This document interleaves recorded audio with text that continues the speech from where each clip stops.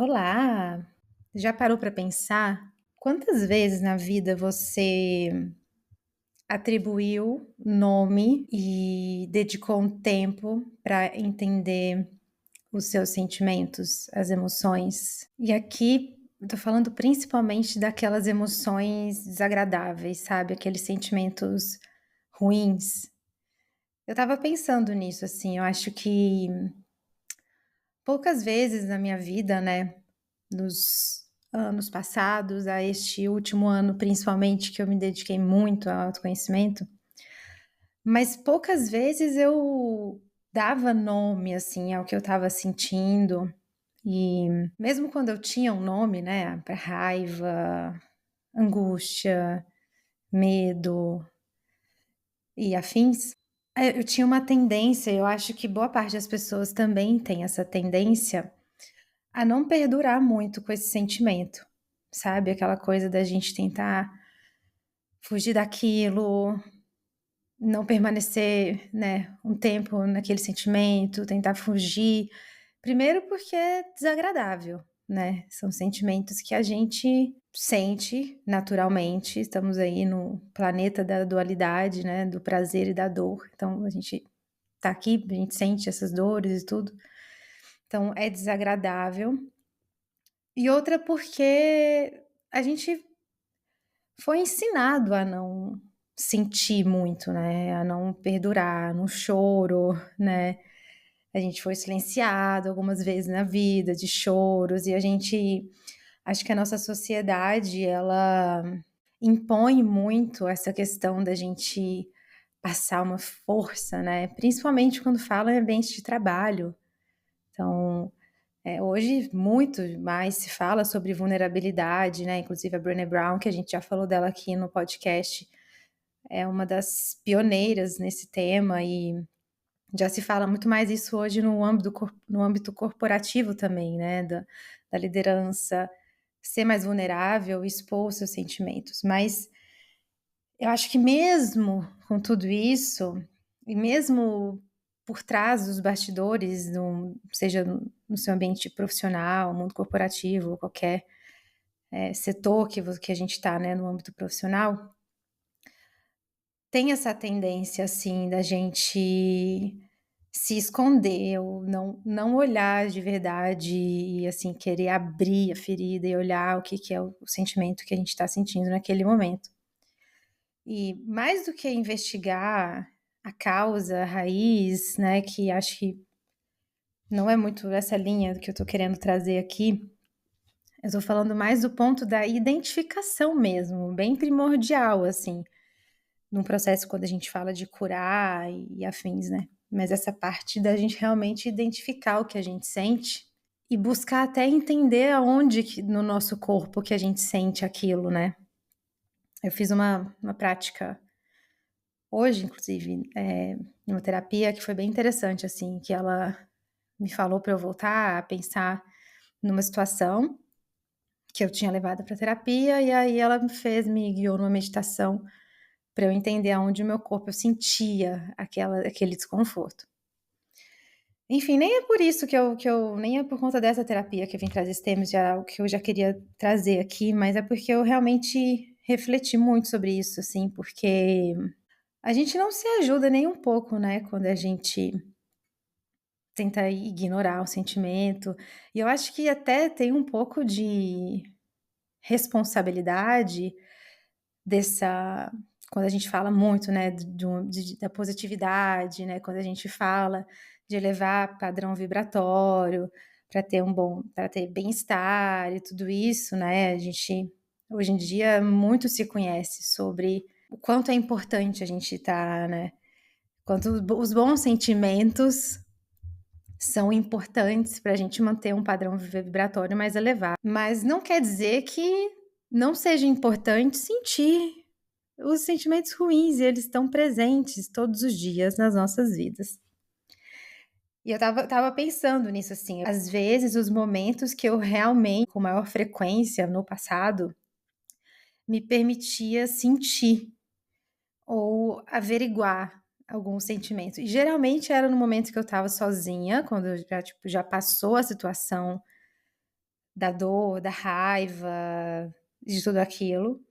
Geralmente quando eu tô deitada na cama ou no banho, mas tem muito aquela coisa de você ir pra cama na hora que é 2 horas da manhã, você tá lá remoendo tudo aquilo que passou, e você nem tá sentindo aquilo mais, você remoe aquilo, de repente vem outros sentimentos piores, e aí a gente entra naquele looping infinito de pensamentos que nem sempre levam a gente pro X da questão, ou levam a gente para olhar para isso com um olhar mais curativo, mais amoroso, né.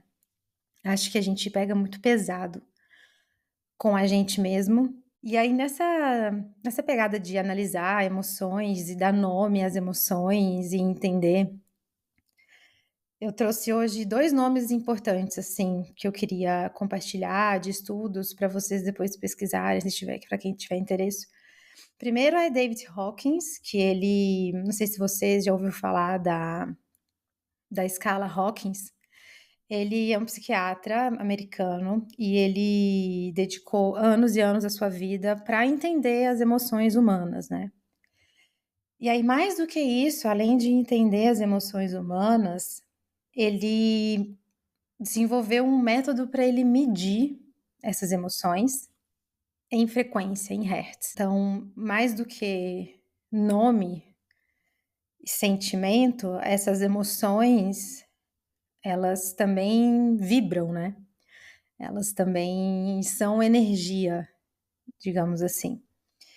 E aí, dentro de uma escala, ele colocou dentro de uma escala as principais emoções humanas, né? E ranqueou essas emoções humanas de mais alto padrão vibratório a mais baixo padrão vibratório. E tem um estudo gigantesco, chama Poder versus Força, o livro dele, para quem tiver interesse de aprofundar um pouco mais esse tema. E eu queria falar do sentimento que, dentro da escala Hawkins, é o sentimento de mais baixa vibração, digamos assim, do universo, né? Em todas as emoções que o ser humano pode sentir, o sentimento que tem mais baixa vibração, segundo esse estudo do Hawkins, é a vergonha. E a vergonha é um sentimento que, para mim, ele foi muito presente na minha vida. É uma emoção realmente bem destrutiva, incômoda mesmo de sentir. E eu senti isso, acho que todos nós, né, já passamos por esse sentimento algumas vezes na nossa vida. E sempre teve muito presente no meu discurso, assim, em terapias, né, com amigos próximos, parentes e tudo, essa questão da vergonha, assim. E no meu caso, não é uma vergonha relacionada a uma timidez, né, no nível de me expor, de me abrir. Vide eu aqui, né, podcast, abrindo a minha vida para quem quiser ouvir. Nunca foi essa questão, assim, vinculada à timidez, aquela coisa, mas eu tive, muitas questões de vergonha de expor o meu corpo, por exemplo, aquela sensação também de desencaixe em alguns momentos da minha vida, então eu era novata num colégio super famoso em Belo Horizonte, eu era a única novata numa turma de 300 alunos, né, no segundo ano lá de 300 alunos, então passei também por umas sensações de vergonha, eu lembro muito presentes nesse período. Eh, e essa vergonha, ela também me visitou algumas vezes no meu processo de transição de carreira, principalmente quando eu falo de expor e de me lançar em algo novo. Hoje em dia, principalmente quando a gente fala de você se lançar em uma nova carreira, de você, enfim, lançar um novo projeto, se você quiser atrair clientes, atrair pessoas, se você quiser impactar mais pessoas, hoje o principal meio, ferramenta para fazer isso são as mídias sociais, as redes sociais. E o fato de eu me expor nas redes sociais ou ter uma necessidade de expor este novo eu, para todo mundo nas redes, seja colocando meu rosto para falar, né, seja abrindo aqui, né, criando um podcast, começando a falar dessa nova vertente que eu venho estudando, né, mais a parte de terapias integrativas e tudo isso. Falar sobre isso, expor isso nas redes para mim tem sido muito desafiador, sabe. E eu senti algumas vezes, venho sentindo algumas vezes, um certo bloqueio mesmo, né. Tanto que eu até comentei aqui no último episódio que eu já publiquei alguns vídeos numa rede, em outra rede que não é o meu Instagram. E sabe quando você vai indo pelas beiradinhas, assim, você vai testando alguns modelos para você ir se soltando aos poucos? Então, primeiro eu solto um podcast, né, do tipo, mais fácil o podcast, porque eu não tenho que expor meu rosto, eu estou me expondo, mas é ainda um método mais tímido, digamos assim, né, de se expor e tudo mais. Aí depois eu comecei a gravar alguns vídeos nessa rede vizinha. Eu lembro que eu escolhi ir lá, porque lá a rede de pessoas que realmente são as pessoas das quais eu tenho alguma vergonha, as pessoas que eu mais tenho esse bloqueio, esse receio, e eu acredito que seja também o seu caso, da maioria das pessoas, são as pessoas mais próximas a mim. São as pessoas que estão ali no meu ciclo, né, do meu Instagram pessoal, são as pessoas que já trabalharam comigo, são as pessoas da minha família, são as pessoas, amigos e amigas próximos e não tão próximos, né? São pessoas que de alguma forma eu já me relacionei ao longo da minha vida. Essas são as pessoas que geralmente incomodam, são essas pessoas que dão esse peso, eh, desse medo do julgamento misturado com uma vergonha. Porque são essas pessoas que a gente, de alguma forma, ou pelo menos eu, colocamos alguma expectativa de surpreender, de, de se mostrar trilhando uma carreira, trilhando uma linha de sucesso, né? Dentro do que é sucesso para a sociedade como um todo.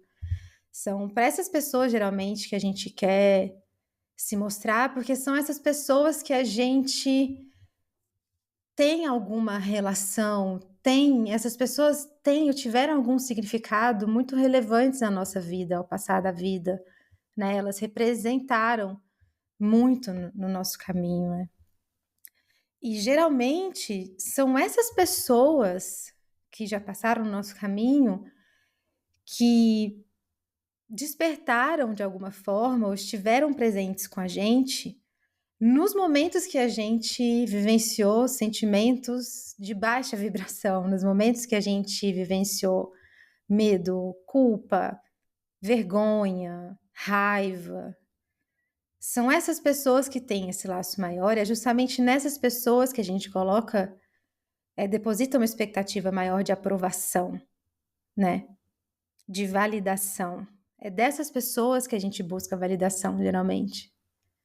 Às vezes de nada adianta você ter validação de 10.000 pessoas, que é, por exemplo, o número de seguidores mais ou menos que eu tenho nessa outra rede, se você não tem a validação das pessoas mais próximas a você, de 3 pessoas que você coloca ali no seu ranking. Eu já até falei com vocês uma vez da nossa régua moral, né. Então, nossa, o ser humano realmente é muito complexo, as nossas emoções são muito complexas e a forma que a gente lida com elas geralmente não ajuda tanto, né, a gente identificar e a gente superar e transformar esses desafios e essas dores.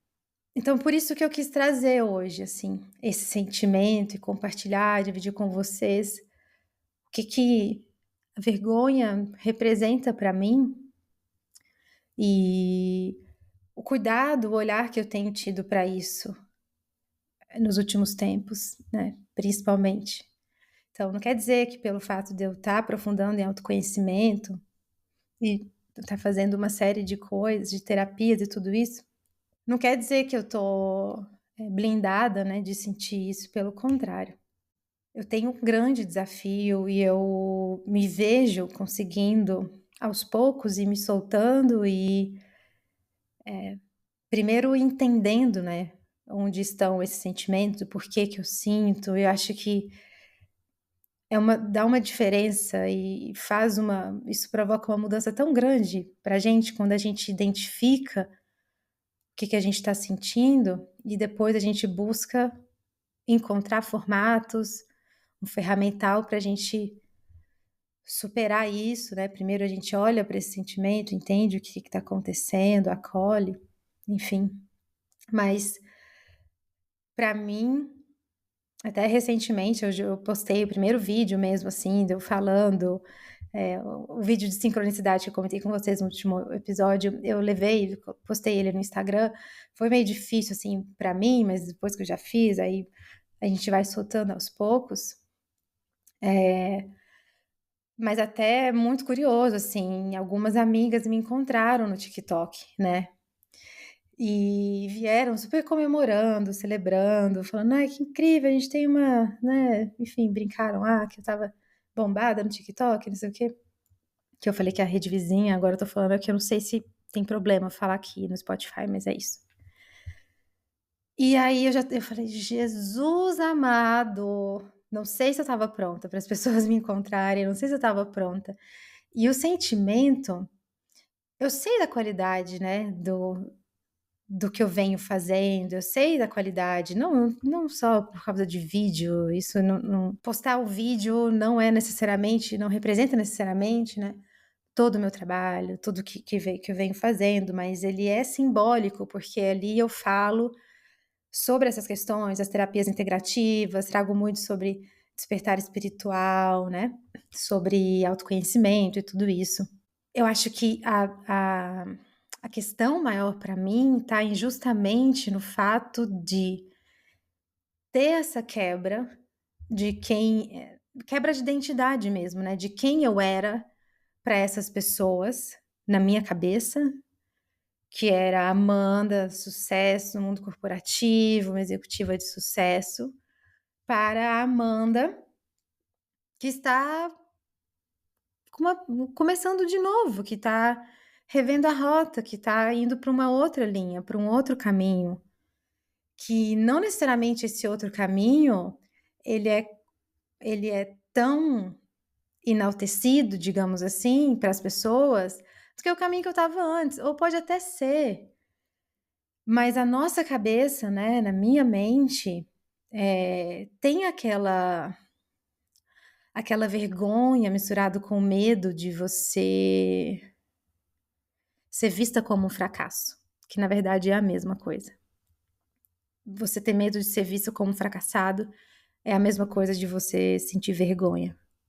E a única forma da gente superar isso é primeiro a gente entender o que a gente está sentindo, de onde vem isso, né? Acolher o sentimento na hora que ele vem. Não simplesmente, eu vou chamar isso de ansiedade, de cansaço, que é o que a gente faz às vezes, né? A gente reduz os sentimentos a nomes que são mais fáceis de compreender. Vou deixar passar isso rápido, vou ignorar o sentimento e vou seguir a vida. Acho que não, acho que é importante a gente dar nome às coisas, a gente entender o porquê que vem isso, da onde vem isso, identificar. E aí encontrar formatos da gente ir quebrando isso aos poucos. E aí eu encontrei não sei se eu posso chamar de palestra, mas é um vídeo muito, muito interessante, eu vou compartilhar aqui com vocês também, do Chris Germer, ele é PhD e ele é psicólogo também, e ele dá aula de psiquiatria em Harvard. Ele estudou há mais de 15 anos, tem vários livros, e afins, ele estuda muito autocompaixão, mas tem um vídeo específico dele na plataforma de vídeos longos, YouTube, não sei se acho que pode falar, né, gente? YouTube. Tem um vídeo dele que ele fala sobre a vergonha e ele fala da autocompaixão como principal antídoto para a vergonha. E eu achei muito interessante, assim, a forma que ele explica, que ele traduz esse sentimento de vergonha e o peso que esse sentimento tem na sociedade e para todas as pessoas. Ele fala que a vergonha, ela é um sentimento que está associado a todas as desordens mentais que a gente tem, né. Ou ela é uma causa das desordens mentais que existem, ou ela é resultado de algumas dessas condições psicológicas, né. E eu achei bem legal a forma que ele traduz esse sentimento, uma forma que ele encontra de explicar, que ele fala muito que a vergonha, ela é basicamente uma nota que a gente se dá, um score que a gente se dá, de acordo com o que o outro pode estar pensando sobre a gente mesmo. Então, ela é um sentimento muito doloroso e que não necessariamente a gente sente quando a gente faz algo errado, né? A gente sente quando a gente imagina o que o outro pode pensar da gente, né. É uma projeção da nossa mente que faz a gente sentir a vergonha. Claro, e aí de acordo com as vivências passadas que a gente já teve. A gente tem um ponto, a gente tem um referencial para esse sentimento, né, pra gente imaginar que a gente pode sentir, o que o outro pode pensar vendo aquilo, né. Dando o exemplo aqui, traduzindo para o meu caso, então, quando eu posto um vídeo, eu imagino algumas pessoas específicas assistindo algum vídeo que eu postei falando sobre, sei lá, despertar da consciência, eu já projeto que eu acho que algumas dessas pessoas podem pensar sobre mim, podem pensar: "Ela é uma fracassada", podem pensar: "Nossa, olha onde ela foi parar", ou "Nossa, é uma", sei lá, "tá falando um monte de besteira", né. Então, o sentimento da vergonha, ele parte desse ponto. E para mim o mais importante, assim, mais profundo do que ele fala, que eu achei muito interessante, é que ele compara a vergonha com a culpa. Culpa é um sentimento que a gente geralmente atribui mais nome, né, à culpa, a gente identifica ela às vezes mais fácil. A culpa, ele explica que é quando você sente a culpa quando você faz algo errado, né, então você não deu parabéns para sua amiga no dia do aniversário dela, aí você se sente culpada por você não ter dado parabéns no dia do aniversário dela e ter decepcionado ela, então você sente que você errou, né, com a sua amiga. A vergonha é quando você sente que você é errado, você, o seu self é errado, não que você fez algo errado, não, você é errado. Então a vergonha ela vai mais profundo ainda. Então você atribui coisas ruins ao seu ser, ao seu eu. Então no caso, no mesmo exemplo aí de dar parabéns para uma amiga, você pensa: "Eu sou uma amiga, eu sou uma péssima amiga". É mais pesado do que simplesmente a culpa, né, de você sentir que você errou, não, você sente que você é errado por aquilo que você causou, por aquilo que você fez, ou por aquilo que você acha que as pessoas vão achar sobre você. E aí o mais incrível é que ele traz desse estudo que ele tem, de mais de 15 anos de estudo, né, sobre autocompaixão, mindfulness e autocompaixão. E aí ele explica que o oposto de vergonha é a autocompaixão. E o principal antídoto para esse sentimento é a autocompaixão. E muitas vezes as pessoas associam a autocompaixão ou a algum egoísmo, ele explica, né, e fala também que a autocompaixão, muitas pessoas associam a autocompaixão a algum tipo de fraqueza, né, de você, ai, ser mole demais e tudo isso, e não, na verdade, o estudo que ele compartilha, né, ele explica que o contrário de autocompaixão isolamento, autocrítica, ruminação. E justamente esses sentimentos que são o oposto da autocompaixão, dentro desse estudo que ele traz, são os sentimentos que explicam, que traduzem a vergonha. Então, a vergonha ela é o oposto da autocompaixão. E se a gente busca curar e ressignificar esse sentimento da vergonha, ele fala, né? O primeiro passo para a gente superar isso primeiro é reconhecer esse sentimento dentro da gente, como eu disse lá no início, né, do episódio, a gente tende a quando a gente sente vergonha, né, ou a gente se esconder, ou a gente, ai, não quer olhar para aquilo, porque é muito doloroso. É horrível você sentir que você é inadequado, você sentir que o seu ser tá errado, né, então a gente tenta fugir disso e fugir desse sentimento não é o caminho para curá-lo, porque a primeira forma de a gente curar é a gente reconhecer. O segundo passo que ele fala que é muito importante é a gente não tratar a vergonha com repulsa, com culpa ou com qualquer outro sentimento ruim, né, do tipo: "Nossa, eu tô me sentindo assim porque eu sou fraco", ou "Eu tô me sentindo assim porque eu sou vítima de mim mesmo", sei lá, qualquer coisa ruim, né, que essa é uma forma que a gente acaba apagando o sentimento e a gente não consegue olhar para ele da forma mais real e verdadeira possível. E a terceira coisa que ele fala pra gente e o terceiro é a gente observar e trazer pra gente o sentimento de compaixão, assim como a gente faria com uma pessoa, com um amigo, com alguém que a gente gosta muito, né. Então nesse estudo ele até fala, assim, que a compaixão,